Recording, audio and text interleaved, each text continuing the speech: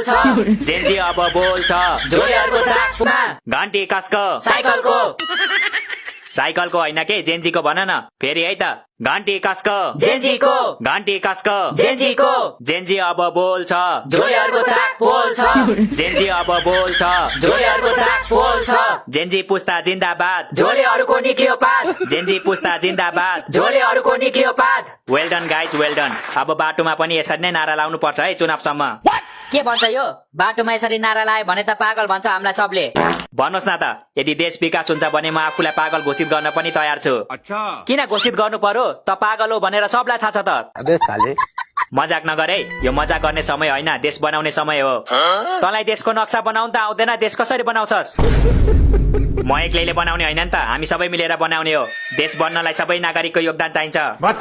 ए हो ल मेरो तर्फबाट चाहिँ 2 बोरा सिमेन्ट है यो भन्दा धेरै योगदान गर्न सक्दिन म तेरो सिमेन्ट तैसँग राख 2 बोरा सिमेन्टले देश बन्छ देश नबने पनि देशवासीको लागि एउटा टोयलेट त बन्छ नि त